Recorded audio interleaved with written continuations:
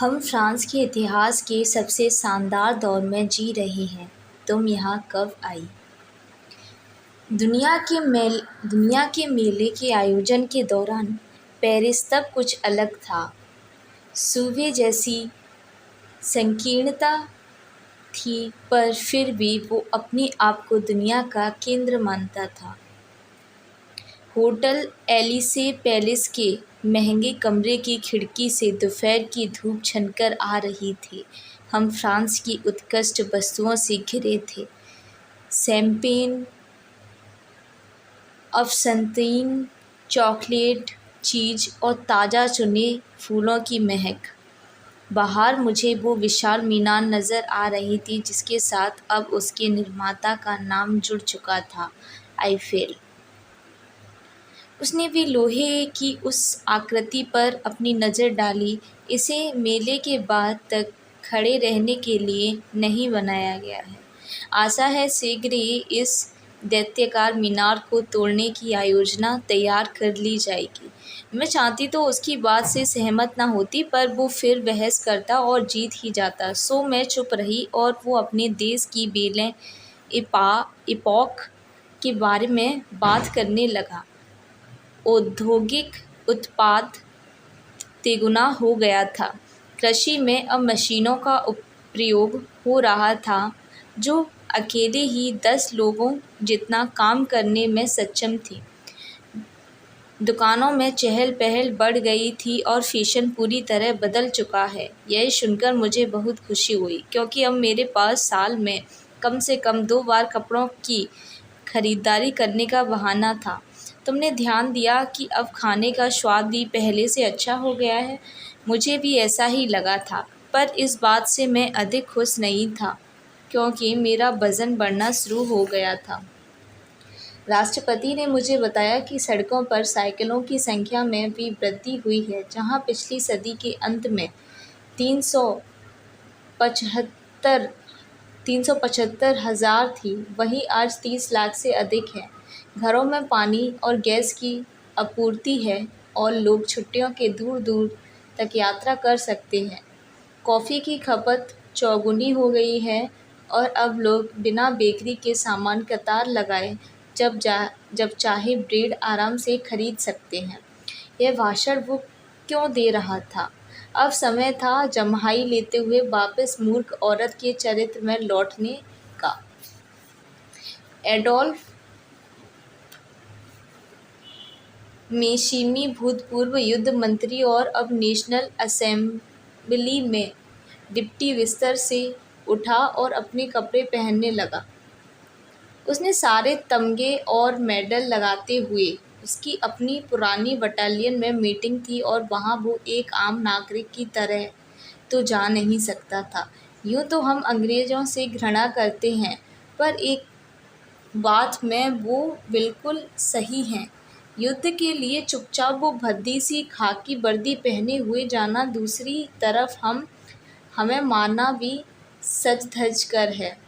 लाल पतलून और कैप जो चिल्ला चिल्ला कर दुश्मन को कहती है, अरे सुनो, अपनी बंदूकों और तोपों का मुंह इस तरफ कर लो।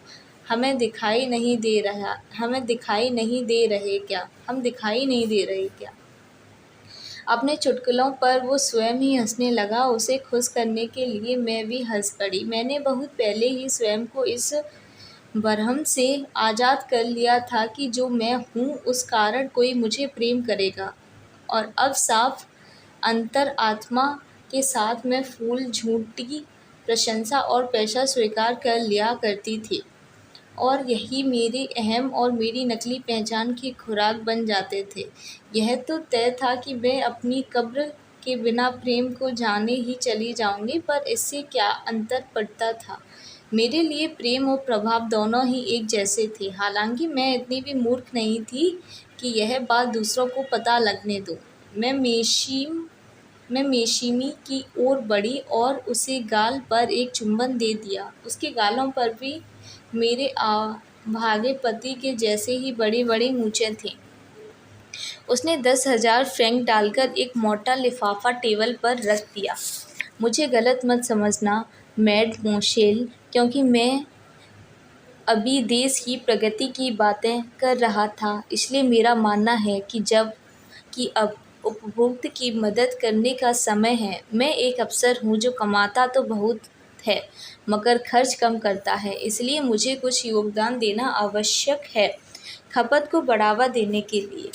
एक बार फिर वो अपना ही मजाक पर हंस पड़ा। उसे सचमुच विश्वास था कि उसकी उन तमंगों और राष्ट्रपति से उसकी निकटता से मैं बहुत ही प्रभावित थी, जिसका वर्णन वो हमारी हर मुलाकात में कभी करना नहीं भूलता था। अगर वो जान जाता कि यह सब मेरा ढोंग है, यह कि मेरे लिए प्रेम में कोई नियम नहीं निभाया जाता, तो शायद वो मुझसे दूर हो जाता और बाद में वो सिर्फ अ, दंड देता। वो सिर्फ संभोग करने नहीं आता था, वो आता था चाहत के एहसास के लिए, क्योंकि एक औरत का जुनून उसमें सचमुच यह एहसास जगा सकता था कि वो कुछ भी कर सकने में सक्षम है। सच है, प्रेम और प्रभाव दोनों एक हैं और सिर्फ मेरे ही लिए नहीं। वो चला गया और मैंने तसल्ली से अपने कपड़े पहने। मेरी अगली मुलाकात पेरिस से बाहर देर रात को थी। मैं होटल जाकर अपनी सबसे बेहतरीन पोशाक पहनूंगी। उसके बाद न्यूली जाऊंगी, जहां मेरे सबसे वफादार प्रेमी ने मेरा नाम पर एक शानदार बंगला खरीद रखा था। मैंने सोचा भी था कि उससे कार और ड्राइवर भी मांग लूं, फिर लगा कि कहीं उसे शक ना हो जाए। उसमें कोई शक नहीं कि मैं उससे अधिक, या यूं कहे कि हर वस्तु की मांग कर सकती थी। वो शादीशुदा था, बैंक में काम करता था और उसका अच्छा प्रभाव था। समाचार पत्रों की तो निकल पड़ती अगर मैंने इस प्रेम संबंध की जरा सी भी भनक उन्हें दे दी होती। अब उनकी रुचि सिर्फ मेरी प्रसिद्ध प्रेमियों में ही थी और अपनी मेहनत और प्रयत्न से जिस कला को मैंने पहचान दिलाई थी, उसे उन्होंने भुला दिया था। अपने अपने मुकदमे के दौरान मैंने सुना था कि कोई आदमी था जो होटल की लॉबी में बैठा समाचार पत्र पढ़ने का दिखावा करता रहता था। असल में उसकी नज़र मुझ पर और मेरी हर हरकत पर होती थी। मैं जैसे ही बाहर निकलती थी, वो सचमुच मेरा पीछा किया करता था। मैं दुनिया के सबसे सुंदर शहर के मुख्य मार्ग पर चली जा रही थी। मेरी नज़र सड़क के किनारे भीड़ भरे कॉफ़ी घरों और मोहक पोशाक पहने चहलकदमी कर रहे लोगों पर थी। बहुत ही आलीशान नज़र आने वाली जगह की खिड़कियों से वायलिन की मधुर धुन कानों तक पहुंच रही थी। तब मुझे विचार आया कि ज़िंदगी आखिरकार मुझ पर बहुत मेहरबान रही थी। मुझे किसी को ब्लैकमेल करने की आवश्यकता नहीं थी। मुझे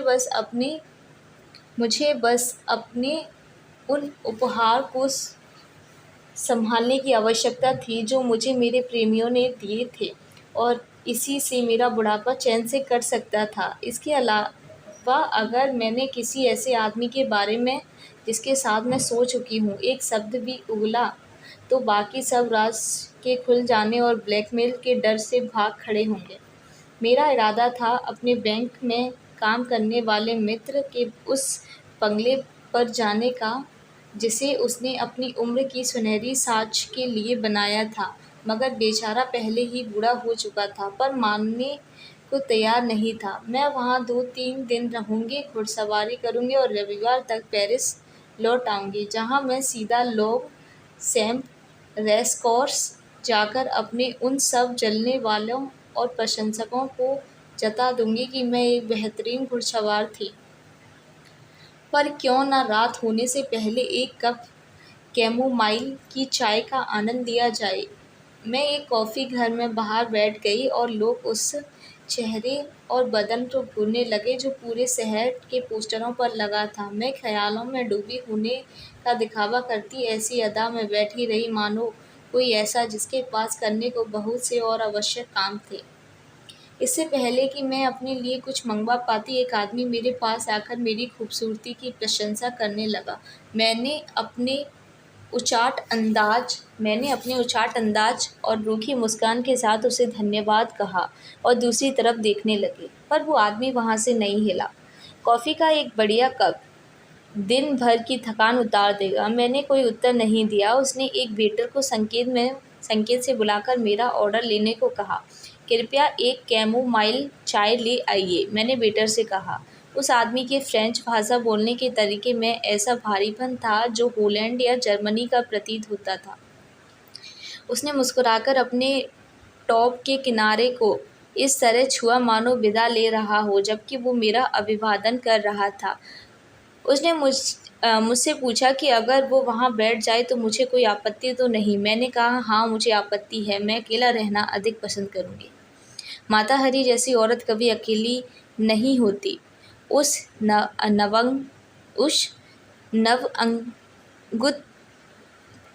नवांगुत तुक ने उत्तर दिया।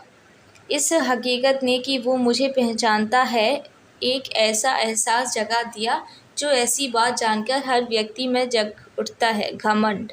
इसके बाद भी मैंने उसे बैठने के लिए नहीं कहा। शायद आप अब भी उसकी खोज में हैं जिसे आप अब तक पा नहीं सकी हैं, वह कहता रहा, क्योंकि पूरे शहर में सबसे मनमोहक पोशाक पहनने वाली के तौर पर मनोनीत की जाने वाली, ऐसा मैंने एक पत्रिका में हाल ही में पढ़ा था, के लिए जीतने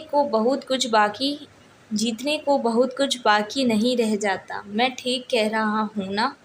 और फिर अचानक जीवन उब से भरने लगता है। बातों से तो वो मेरा वफादार प्रशंसक लग रहा था, अन्यथा ऐसी बातों की जानकारी उसे कैसे मिलती जो सिर्फ औरतों की पत्रिकाओं में छपा करती हैं। क्या मुझे एक अवसर उसे देना चाहिए? फिर अभी न्यूली जाकर उस प्रेमी के साथ रात्रि भोज में भी बहुत सा समय बाकी था। क्या कुछ नया खोज पाने में किस्मत आपका साथ दे रही है? उसने फिर कहा। बिल्कुल, मैं हर मोड़ पर अपने आप में ही कुछ नया पा लेती हूँ और जीवन का यही सबसे रुचिकर पहलू है। इस बार उसने दोबारा नहीं पूछा, बस एक कुर्सी खींचकर वहीं मेरी टेबल पर ही बैठ गया। जब वेटर मेरी चाय लेकर आया तो उसने अपने लिए एक बड़े कप कॉफ़ी का ऑर्डर ऐसा संकेत करते हुए दिया जिसका अर्थ था, बिल मैं चुकाऊंगा। फ्रांस पर शीघ्र ही विपदा आने वाली है, वह कहता रहा, और इससे निकल पाना बहुत कठिन होने वाला है। ठीक आज दोपहर मैंने जो सुना था वो ठीक इसका उल्टा था, पर लगता है कि हर आदमी की अर्थव्यवस्था पर अपनी ही राय होती है, एक ऐसा विषय जिसमें मेरी जरा भी रुचि नहीं थी। मैंने कुछ देर तक यह खेल खेलते रहने का निर्णय किया। मैंने मिशीमी के उस विषय पर कही हर बात जिसे वो ला बेले एपोक कहता था, वो शब्द प्रति शब्द दोहरा दिया। उसने जरा सा भी आश्चर्य का प्रदर्शन नहीं किया। मैं सिर्फ अर्थव्यवस्था पर आने वाली आफत की बात नहीं कर रहा, मैं बात कर रहा हूँ एक निजी विपदा की, सामाजिक मूल्यों पर आने वाली विपदा। क्या तुम्हें लगता है कि लोगों को टेलीफोन की आदत पड़ चुकी है?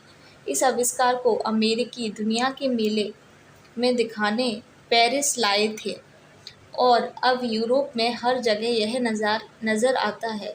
करोड़ों सालों से व्यक्ति सिर्फ उससे बात करता था जिसे वो देख सकता था। अचानक सिर्फ 10 सालों में देखना और बोलना दो अलग बातें बन गई हैं।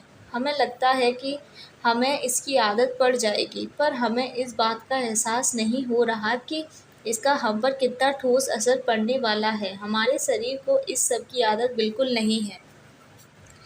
साफ कहूँ तो इसका परिणाम यह है कि जब हम टेलीफोन पर बात करते हैं तो हम ऐसी अवस्था में उतर जाते हैं जो एक विशेष जादुई अवस्था जैसी ही होती है। उस अवस्था में हम अपने बारे में कई बातें जान सकते हैं। वेटर बिल लिए लौट आया। उस आदमी ने तब तक कुछ नहीं कहा जब तक वेटर चला नहीं गया। हम चौराहे पर अश्लील स्ट्रिपटीज नर्तकियों, जिनमें से हर एक अपने आप को महान माता हरी की वारिस होने का दावा करती हैं। मैं जानता हूँ इस सब से आप तंग आ चुकी होंगे, पर क्या करें, जीवन ऐसा ही है, कोई नहीं सीखता। ग्रीक दार्शनिक, मेरी बातों से आप ऊब तो नहीं रही मैड मोसेल? मैंने सर हिलाया और वो कहने लगा, ग्रीक दार्शनिक की बात ना भी करें तो भी वो कुछ उन्होंने हजारों साल पहले कहा वो आज भी ठीक बैठता है। मतलब कुछ भी नया नहीं है। दरअसल मैं एक प्रस्ताव देना चाहता हूँ। एक और मैंने सोचा, यहाँ लोग आपको वो सम्मान नहीं देते जिसके आप हकदार हैं। वो शायद आप ऐसी जगह अपना नृत्य प्रस्तुत करना चाहें जहाँ आपको सदी की सबसे बेहतरीन नार्तिक के तौर पर जाना जाता है। मैं बार्लिंग की बात कर रहा हूँ, मेरा अपना शहर। प्रस्ताव तो लुभाना था। मैं अपने मैनेजर से आपको मगर नवांग नवांग तुक ने मुझे टोक दिया। मैं सीधे आपसे सब तय करना चाहूँगा। आपका एजेंट उस जाति का है जिन्हें हम ना तो फ्रांसीसी और ना ही जर्मन लोग कुछ विशेष रूप से पसंद करते हैं। अजब गोरख धंधा था लोगों के प्रति यह घृणा, वो भी सिर्फ उनके धर्म की वजह से। ऐसा मैंने यहूदियों के साथ होते देखा था। पर उससे भी पहले जब मैं जावा में थी, मैंने सुना था फौज के कुछ लोगों का कत्ल आम सिर्फ इसीलिए किया था कि वो एक आकारहीन भगवान की पूजा करते थे और उन्हें विश्वास था कि उनकी पवित्र पुस्तक एक देवदूत ने उनके पैगंबर को सुनाई थी। पैगंबर का नाम भी मुझे याद नहीं। किसी ने तो वो किताब मुझे दी थी, कभी कुरान नाम था उसका। मैंने बस अरबी भाषा की मोहक हस्तलिपि के कारण से उसे लिया था, मगर मेरे पति ने घर आते ही उस उपहार को छीन लिया और मुझसे उसे आग के हवाले करवा दिया। मैं और मेरे साझेदार आपको अच्छी रकम देंगे। उस आदमी ने मोटी रकम का हवाला देते हुए कहा। मैंने जानना चाहा कि वह रकम कितने फ्रैंक के बराबर होगी और जवाब सुनकर मैं सन्न रह गई। मन में आया तुरंत हाँ कह दूं, मगर कुलीन औरत से ऐसी प्रतिक्रिया की उम्मीद नहीं की जाती। वहाँ आपको वो प्रसिद्धि मिलेगी, वो पहचान मिलेगी जिसकी आप हकदार हैं। पेरिस ने सदैव ही अपने बच्चों से अन्याय किया है, विशेषकर जब उनमें पहले सा नयापन बाकी ना रह गया हो। उसे एहसास नहीं हो रहा था कि वो मेरा अपमान कर रहा था। फिर ये अलग बात है कि कुछ देर पहले मैं भी टहलते हुए यही सोच रही थी। मुझे समुद्र तट पर एस्ट्रक के साथ बिताए दिन याद आ गए, जो इस समझौता का हिस्सा नहीं बन सकेगा। फिर भी मैं कुछ ऐसा नहीं कह सकती थी जो हारदाई शिकार को डरा दे। मैं सोचूंगी इस बारे में, मैंने रूखा सा जवाब दिया। हमने एक दूसरे से विदा ली। उसने अपने ठहरने की जगह के बारे में बताया और कहा कि वो कल तक मेरे उत्तर की प्रतीक्षा करेगा, क्योंकि उसे अपने शहर कल ही लौटना होगा। मैं कॉफ़ी घर से निकलकर सीधे एस्ट्रॉक के दफ्तर जा पहुंची। मैं मानती हूँ कि उन लोगों के पोस्टर देखकर जिन्होंने हाल ही में प्रसिद्धि प्राप्त की थी, मुझे बहुत दुख का एहसास हुआ, पर मैं पीछे नहीं लौटना चाहती। एस्ट्रक ने उसी सम्मान से मेरा स्वागत किया जैसे वो सदैव करता था, मानो मैं उसकी सबसे विशेष कलाकार थी। मैंने उस आदमी से हुई अपनी सारी बातें उसे बताई और कहा चाहे कुछ भी हो, उसकी कमीशन उसे अवश्य मिलेगी। उसने सिर्फ यही कहा, पर अभी मैं समझी नहीं और लगा जैसे वो मुझ पर जरा सा क्रोध प्रकट कर रहा था। हाँ, अभी मुझे बहुत कुछ उस मंच पर प्राप्त करना है। उसने सर हिलाकर अपनी सहमति जता दी और मेरी खुशी की कामना भी की। उसने यह भी कहा कि उसे अपनी कमीशन नहीं चाहिए, यह समझाते हुए कि अब अपने कपड़ों पर पैसे खर्च करने की बजाय समय आ गया था कि मैं बचत करने की शुरुआत करूं। मैंने उसका सुझाव मान लिया और वहाँ से चली आई। मुझे विचार आया कि वो अब ये थिएटर की नाकामियों से उभरा नहीं होगा और बर्बाद होने की कगार पर होगा। वैसे भी राइट ऑफ स्प्रिंग का मंचन, वो भी निजी निजी निजंसिकी जैसे कला चोर के साथ अपने ही पैरों पर कुल्हाड़ी मारने जैसा ही काम था। अगले दिन मैं उस विदेशी से मिली और कहा कि मुझे उसका प्रस्ताव स्वीकार है, मगर उसके पहले मैंने उसके सामने बहुत सी बेहुदा मांगें रख दी, जिन्हें मैं भूलने को तैयार थी। आश्चर्य तो यह था कि उसने बस मुझे एक खुले हाथ पैसा खर्च करने वाली का नाम दिया और मेरी सब मांगें स्वीकार कर ली, क्योंकि उसकी नज़र में सच्चे कलाकारों की यही पहचान थी। वो माता हरी कौन थी जो बारिश के दिन शहर के एक मुख्य स्टेशन से अपनी यात्रा पर निकली थी। उसे नहीं पता था कि उसका अगला कदम क्या होगा या उसकी मंजिल ने उसके लिए क्या संजो रखा था। उसे सिर्फ यह विश्वास था कि जिस देश के लिए वो निकली है, वहाँ की भाषा उसकी अपनी भाषा जैसी ही थी और इसलिए वो कभी खोएगी नहीं। कितनी आयु थी मेरी? 20-21। मैं 22 से अधिक नहीं हो सकती थी। हालांकि जो पासपोर्ट मेरे पास था उसमें लिखा था कि मैं 7 अगस्त 1876 को जन्मी थी। ट्रेन बर्लिन की ओर बढ़ी जा रही थी और उस दिन समाचार पत्र में तारीख 11 जुलाई 1914 थी, पर मैं हिसाब लगाना नहीं चाहती थी। मेरी रुचि तो उसमें उसमें अधिक थी जो 2 सप्ताह पहले हुआ था।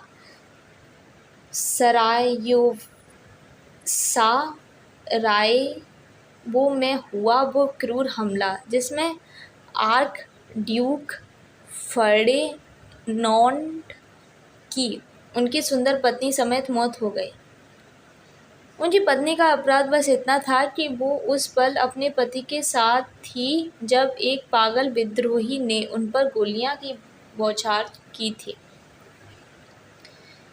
बहरहाल उस डिब्बे में बैठी औरत से मैं स्वयं को बिल्कुल अलग सा महसूस कर रही थी। मैं एक असाधारण पक्षी थी जो उस धरती के ऊपर उड़ रही थी जो मानवता की आत्मा की कंगाली से उजड़ी पड़ी थी।